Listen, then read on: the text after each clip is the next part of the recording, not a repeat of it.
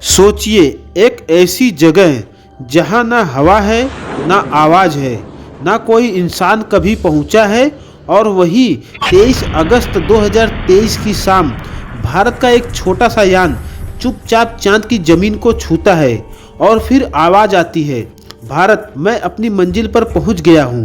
यह सिर्फ एक मशीन की आवाज नहीं थी, यह भारत के सपनों की आवाज थी। नमस्कार दोस्तों, आज हम बात करने वाले हैं चंद्रयान 3 के उस सफर की जो सिर्फ पृथ्वी से चांद तक नहीं गया, बल्कि असफलता से सफलता तक की मिसाल बन गया। यह कहानी है हार मानने से इनकार की, धैर्य की और विज्ञान पर भरोसे की। तो चलिए इस ऐतिहासिक यात्रा को शुरुआत से समझते हैं। दोस्तों, साल 2019 में भारत ने चंद्रयान 2 मिशन भेजा था। सब कुछ सही चल रहा था, लेकिन आखिरी कुछ सेकंड में विक्रम लैंडर चांद पर उतरते समय क्रैश हो गया। पूरा देश निराश हो गया। लोगों ने कहा, क्या भारत चांद पर उतर नहीं सकता? लेकिन इसरो ने कहा, हम असफल नहीं हुए, हमने सिर्फ एक सबक सीखा है, और उसी सबक से जन्म हुआ चंद्रयान 3। इस मिशन का एक ही लक्ष्य था, चांद पर सुरक्षित उतरना। चंद्रयान 3 कोई एक मशीन नहीं थी, यह 3 हिस्सों से मिलकर बना हुआ था।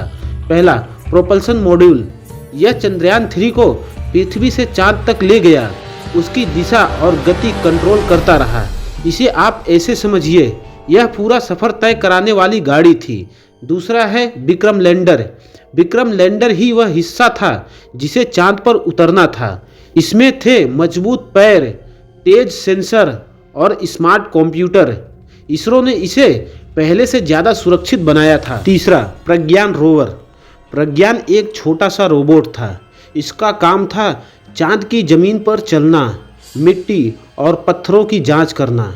इसे आप चांद का वैज्ञानिक बच्चा भी कह सकते हैं। दोस्तों, 14 जुलाई 2023, स्थान श्रीहरिकोटा, आंध्र प्रदेश। रॉकेट एल्वियम 3।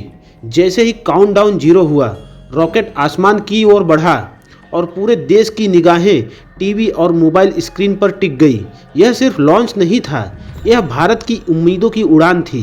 दोस्तों, इसरो ने चंद्रयान 3 को सीधे चांद की ओर नहीं भेजा, उन्होंने अपनाई ऑर्बिट रेजिंग तकनीक। आसान शब्दों में कहें, यान पृथ्वी के चारों ओर घूमता रहा। हर चक्कर में उसकी ऊंचाई बढ़ती गई, ईंधन की बचत होती रही। यह तरीका दिखाता है कि इसरो सिर्फ ताकत नहीं, दिमाग से भी काम करता है।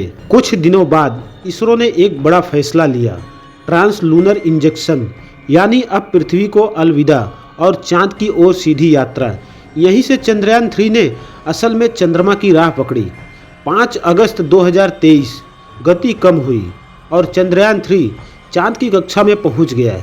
यह पल बहुत ही खतरनाक होता है, क्योंकि जरा सी गलती और मिशन हमेशा के लिए ख़त्म। लेकिन इसरो ने इसे भी सफल बनाया। 17 अगस्त 2023 विक्रम लैंडर प्रोपल्शन मॉड्यूल से अलग हुआ और अपनी लैंडिंग की तैयारी में लग गया।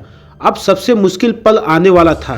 दोस्तों, 23 अगस्त 2023, इसे कहा जाता है 15 मिनट ऑफ टेरर। लैंडिंग के 4 चरण थे। रफ ब्रेकिंग, लैंडर ने तेज गति को धीरे धीरे कम किया। बैलेंस बनाना, यान ने खुद को सीधा रखा। फाइन ब्रेकिंग, सेंसर ने जमीन को स्कैन किया। लास्ट लैंडिंग, बहुत धीरे धीरे यान जमीन के करीब आया। पूरा भारत सांस रोककर बैठ गया। शाम 6:04 स्क्रीन पर लिखा आया, चंद्रयान 3 सफलतापूर्वक चांद पर उतर गया है। लोग खुशी से रो पड़े। वैज्ञानिक ने एक दूसरे को गले लगाया। भारत चांद पर उतरने वाला चौथा देश बना, दक्षिणी ध्रुव पर उतरने वाला पहला देश बना। लेकिन सवाल ये है, चांद पर उतरने के बाद क्या हुआ? विक्रम और प्रज्ञान ने क्या क्या किया, और यह मिशन भविष्य के लिए इतना जरूरी क्यों है? लैंडिंग के बाद पहला काम। जैसे ही विक्रम लैंडर चांद की सतह पर सुरक्षित उतरा, सबसे पहला काम था खुद को स्थिर करना, सिस्टम चेक करना, सोलर पैनल खोलना। क्योंकि दोस्तों, चांद पर बिजली का एक ही जरिया है, वो है सूरज की रोशनी। अगर सोलर पैनल ठीक से न खुलते तो मिशन वहीं खत्म हो सकता था। लेकिन इसरो की प्लानिंग परफेक्ट थी। विक्रम लैंडर सिर्फ उतरा ही नहीं, उसके साथ लाया गया था पूरा साइंस लैब। चेस्ट एक्सपेरिमेंट, इसका काम था चांद की सतह का तापमान मापना। पहली बार पता चला कि ऊपर की सतह बहुत ज़्यादा गर्म है, नीचे जाते ही तापमान तेजी से गिरता है। यह जानकारी फ्यूचर ह्यूमन मिशन के लिए बहुत ज़रूरी है। ILSA एक्सपेरिमेंट, इसका काम था चांद पर होने वाले छोटे छोटे कंपन मापना, यानी मोनक्विक। इससे वैज्ञानिकों को चांद की अंदरूनी बनावट को समझने में मदद मिलती। रंभा LP एक्सपेरिमेंट, यह एक्सपेरिमेंट चांद के आसपास के वातावरण को समझाता है। इससे पता चलता है कि चांद पर प्लाज्मा इन्वायरमेंट कैसा है। ये डेटा फ्यूचर स्पेसक्राफ्ट सेफ्टी के लिए बहुत इम्पोर्टेंट है। अब बारी थी चांद के सबसे छोटे लेकिन सबसे प्यारे वैज्ञानिक की, प्रज्ञान रोवर। यह जैसे ही रैंप खुला, प्रज्ञान धीरे धीरे बाहर आया और चांद की जमीन पर अपने निशान छोड़े। यह पल बहुत स्पेशल था क्योंकि पहली बार भारत का कोई रोवर चांद की दक्षिणी ध्रुव पर चल रहा था। प्रज्ञान का काम था चलते चलते जमीन की जांच करना, मिट्टी और पत्थरों का एनालिसिस करना। इसके पास थे laser based instruments, sensor, cameras. Pragyan ने चांद की मिट्टी में पाया सल्फर, ऑक्सीजन, आयरन, एल्यूमिनियम। यह बहुत बड़ी डिस्कवरी थी क्योंकि पहले कभी दक्षिणी ध्रुव पर सल्फर की पुष्टि नहीं हुई थी। अब सबसे ज़रूरी सवाल, इसरो ने साउथ पोल ही क्यों चुना? दोस्तों, दक्षिणी ध्रुव पर कुछ जगहों पर सूरज की रोशनी कभी कभी पहुंचती है। वहां पानी और बर्फ होने की संभावना है, और पानी का मतलब है पीने का पानी। वहां वाटर आइस होने की संभावना है। वाटर आइस यानी पानी, पीने का पानी, ऑक्सीजन, रॉकेट का ईंधन। यानी भविष्य में अगर कोई इंसान चांद पर रहेगा तो साउथ पोल सबसे सही जगह है।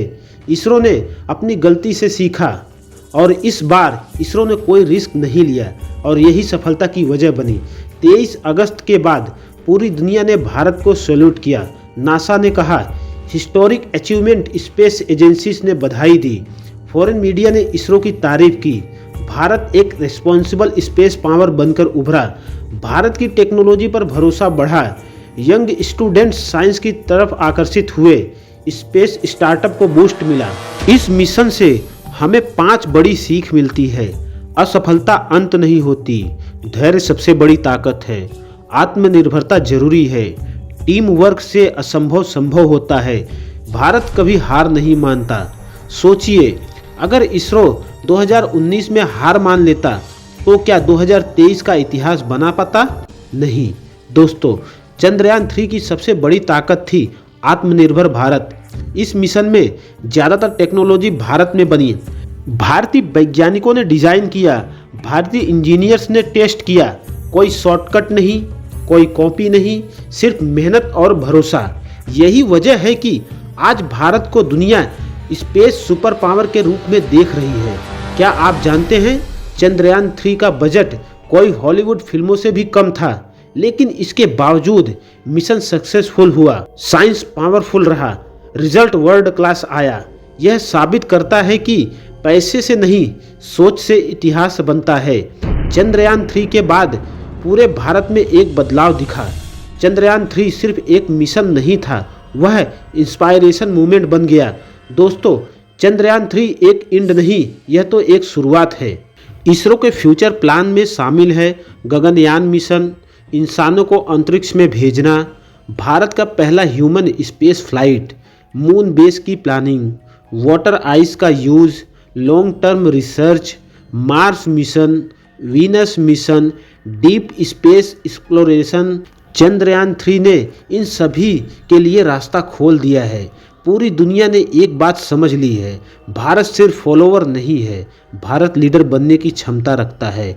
नासा, ESA और दूसरी स्पेस एजेंसीज आज इसरो के साथ कोलैबोरेशन करना चाहती हैं और भारत अब भरोसेमंद पार्टनर है, कॉस्ट इफेक्टिव और टेक्नोलॉजिकली स्ट्रॉन्ग है। दोस्तों, असली जीत सिर्फ चांद पर उतरना नहीं था, असली जीत था हार के बाद उठना, गलती से सीखना, खुद पर भरोसा रखना। अगर लक्ष्य बड़ा हो और नीयत साफ हो तो रास्ता खुद बन जाता है। सोचिए, जब विक्रम लैंडर चांद की जमीन पर उतरा, उस पल वैज्ञानिकों की आंखों में आंसू था, देशवासियों के दिल में गर्व था और भारत का झंडा चुपचाप चांद पर लहर रहा था। यह पल हम कभी नहीं भूल सकते। चंद्रयान 3 ने दुनिया को बताया, भारत डरता नहीं है, भारत रुकता नहीं है, भारत सीख कर आगे बढ़ता है। यह मिशन भारत की पहचान बना, भारत की ताकत बना, भारत के सपनों की उड़ान बना। चंद्रयान 3 ने चांद पर कदम रखा, लेकिन उसकी गूंज हर भारतीय के दिल तक पहुंची। अगर आपको यह कहानी पसंद आई हो तो वीडियो को लाइक करें, शेयर करें, चैनल को सब्सक्राइब करें और कमेंट में लिखिए जय विज्ञान जय भारत।